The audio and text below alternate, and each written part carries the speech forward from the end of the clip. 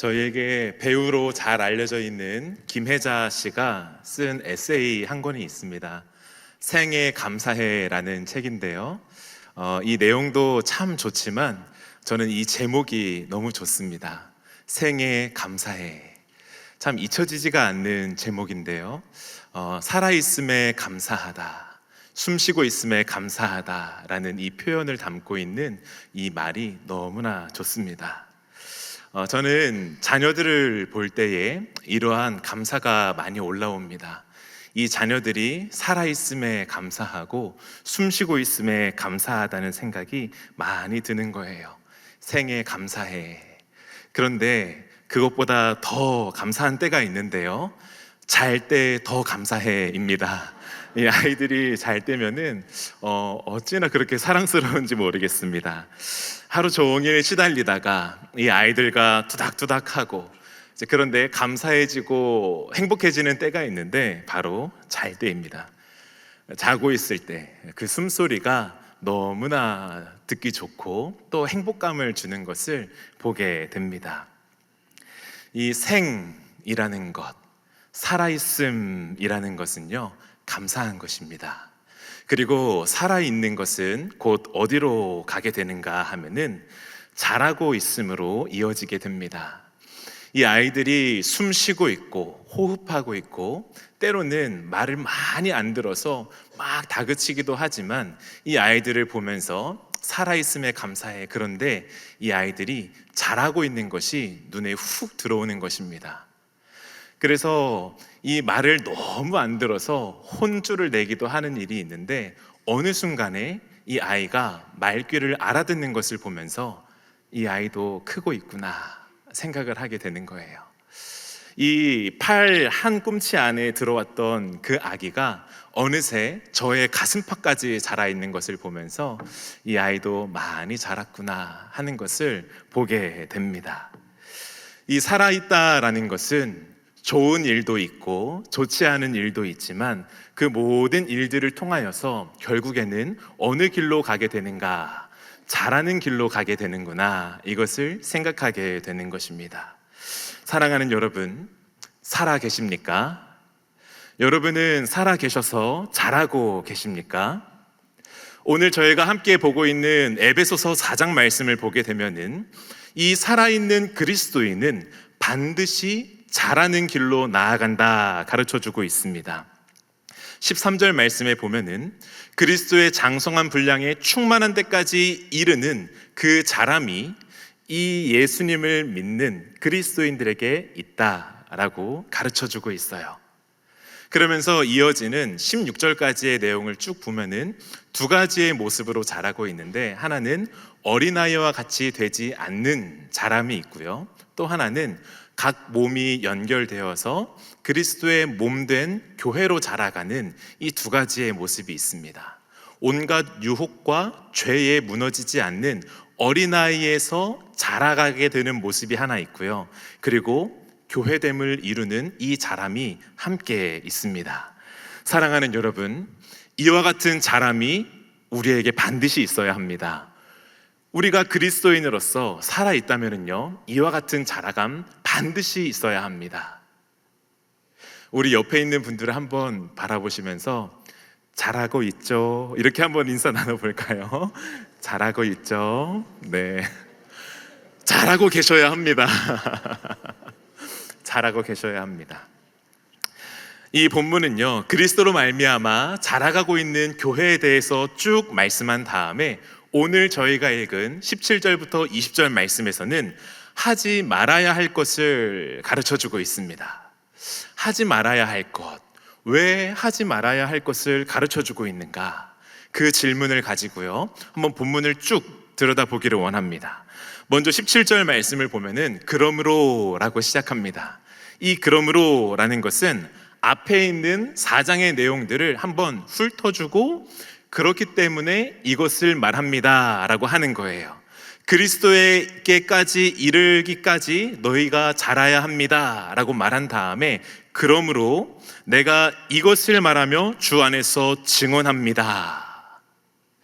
여러분이 그리스도 안에서 자라가야 하는데 그렇기 때문에 여러분 제가 주 안에서 여러분에게 증언하며 말합니다 라고 말하는 것, 이것은요, 말한다 라는 것과 선포합니다, 증거합니다, 증언합니다 라고 하는 두 번의 말하다 라는 표현이 반복되면서 강조하고 있는 거예요. 굉장히 강조하고 있는데 얼마나 강조하고 있는가 하면은 주 안에서 라고 말합니다. 이것은 무엇인가 하면은 하나님의 권위로 제가 말합니다 라고 하는 거예요. 무엇을 말하는가 하면은 그 뒤의 내용을 보십시오. 이제부터 너희는 이방인이 그 마음에 허망한 것으로 행함같이 행하지 말라.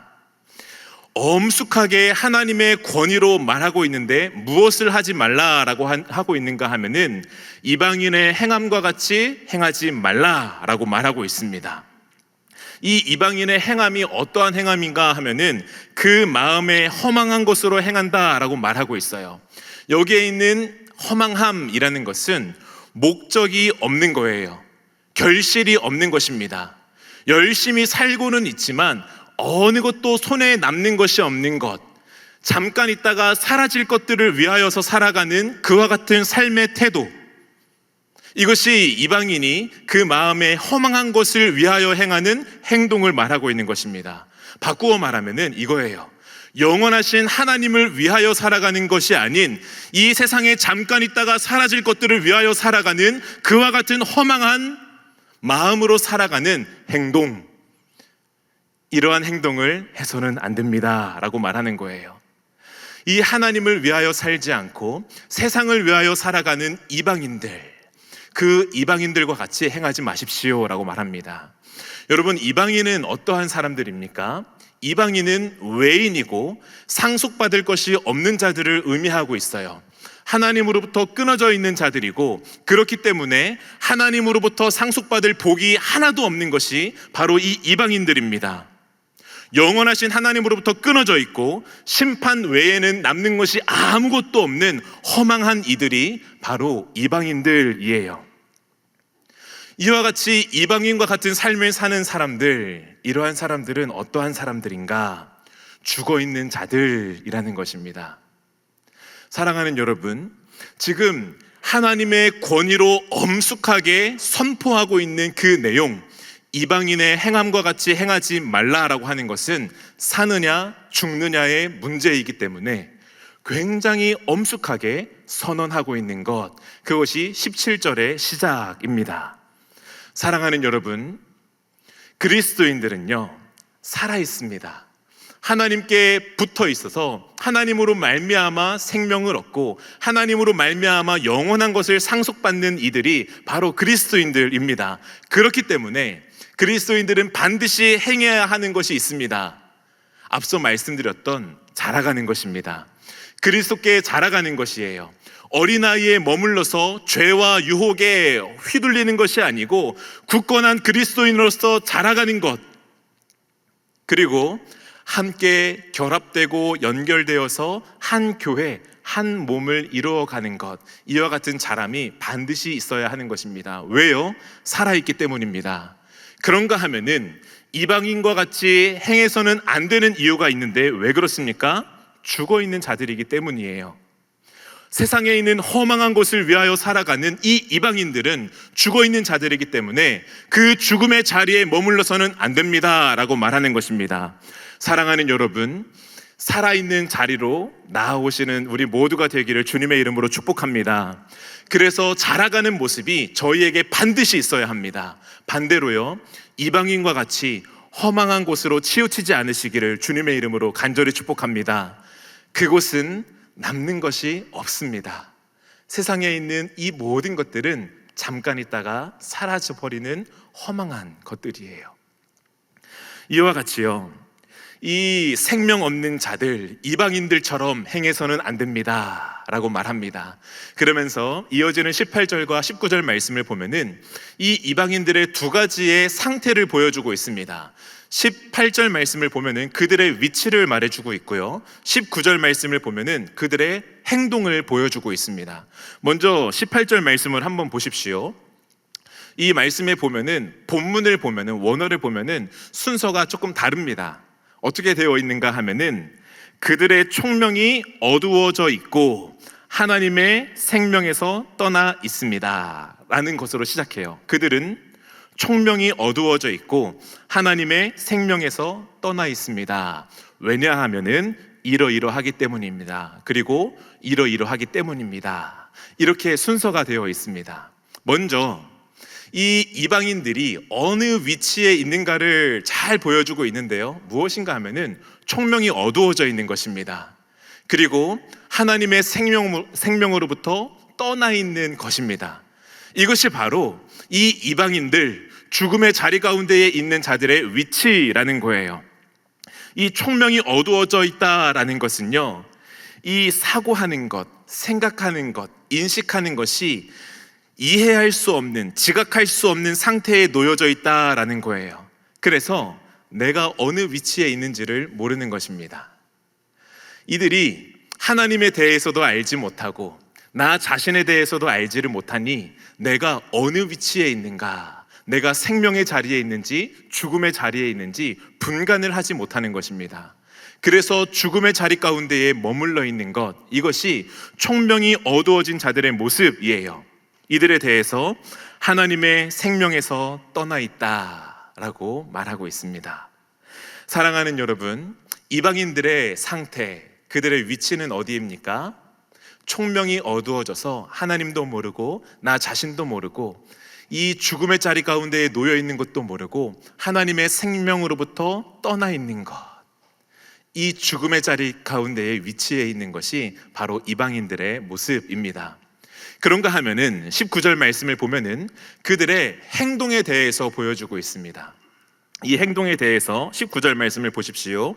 그들이 감각 없는 자가 되어, 이 감각이 없다라는 것은 무감각해져서 수치를 모른다라는 거예요. 앞에서는 총명이 어두워져서 인지를 못하는 그 지경에 있었다라면은 지금은 감각이 없는 것입니다. 내가 아픈지 안 아픈지 어떠한 일을 저지르고 있는지 감각하지 못하고 있는 상태에 놓여 있는 거예요. 감각 없는 자가 되어 자신을 방탕에 방임하여, 이것은 자신을 모든 육체적인 쾌락에 내어주는 것을 말하는 거예요. 나의 육체가 좋아하는 것, 내 육체의 쾌락이 좋아하는 것에 나를 내던져 버리는 것, 이것이 방탕에 방임하다라는 표현입니다. 그리고 모든 더러운 것을 욕심으로 행했다라고 말하고 있어요. 이 모든 더러운 것, 부정하고 더럽고 깨끗하지 못한 것들, 그리고 욕심 안에서 더 가지려고 하는, 더 취하려고 하는 무절제한 욕망을 말하고 있는 거 아닙니까? 이 더러운 것을 마음껏 취하고 있는데 무절제한 욕망을 따라서 지나치게 취하고 있는 이 탐욕적인 모습이 바로 그들의 행동이라는 거예요. 수치를 모르고 무감각하게 그저 자신을 방탕하게 방임하는 데에 내어주고 더러운 것에 욕심을 따라 행하는 이와 같은 모습, 이것이 바로 이 죽음의 자리 가운데에 있는 이방인의 행동이라는 것입니다. 사랑하는 여러분, 이 이방인들, 생명이 없는 자의 자리에 있는 이 이방인들은요, 두 가지의 상태를 보여주고 있습니다.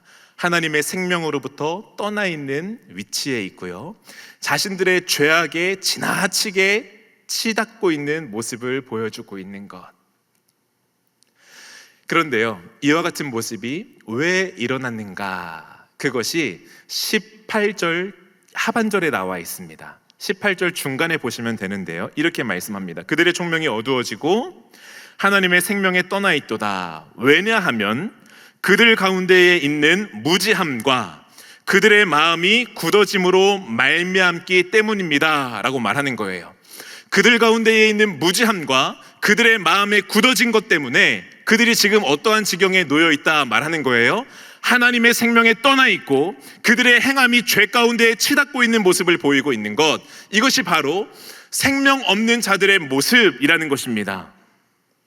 이방인으로 표현된 이 생명 없는 자들의 두 가지 상태, 생명으로부터 떠나져 있고 이 악한 행동을 일삼는 것, 왜요? 무지함과 굳어짐 때문입니다.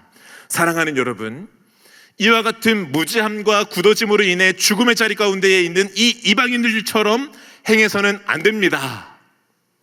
이것을 굉장히 엄숙하게 말하는 거예요. 그러면서 20절 말씀을 보면은요, 이렇게 말씀합니다. 오직 너희는 그리스도를 그같이 배우지 아니하였느니라. 너희는 그리스도를 그같이 배우지 않았다. 너희는 진리이신 예수님을 배우지 않았느냐? 그 진리 안에서, 그 진리로부터 여러분이 배우고 여러분이 부르심을 받았는데 어떻게 그 죽음의 자리 가운데에 있을 수 있겠습니까? 라고 하는 거예요. 사랑하는 여러분, 이 그리스도를 배우는 것 너무나 중요한 줄 믿습니다. 이 그리스도를 배우는 것, 그 진리를 아는 것, 이것은요, 생명의 자리에 있느냐 없느냐를 보여주는 너무나 중요한 척도가 되는 것입니다. 사랑하는 여러분, 그리스도를 배우시기 바랍니다. 이제 우리 장년과 시니어 분들은 겨울방학에 들어갑니다. 사랑하는 여러분, 그리스도를 배우는 일에 게을러지지 않기를 주님의 이름으로 축복합니다. 이 방학 동안에 더욱더 그리스도를 배우는 일에 힘쓰시는 여러분 되시기를 주님의 이름으로 축복합니다. 사랑하는 청년 여러분, 청년의 때에 이 교회를 더욱더 사랑하시길 바랍니다. 왜냐하면은 이 교회 안에 진리가 있기 때문입니다. 이 교회 안에서 진리가 선포되기 때문입니다. 이 교회를 더 많이 사랑하시고 교회 안에서 그리스도를 배우는 우리 모든 청년들 되시기를 주님의 이름으로 축복합니다. 오늘 너무나 귀한 일이 있습니다. 파송식이 있어요. 너무나 귀한 일이고 보고 싶었던 이 모습인데요, 이 선교지로 파송받아 나아가는 우리 귀한 자매에게 이 생명의 역사가 있기를 주님의 이름으로 축복합니다. 그리고 나아가는 그 땅 가운데에 하나님의 생명의 역사, 성령의 충만한 능력으로 인하여서 이방인처럼 죽음 가운데 있던 그들이 생명의 자리로 돌아오게 되는 놀라운 역사가 저희에게 들려지기를 주님의 이름으로 간절히 축복합니다.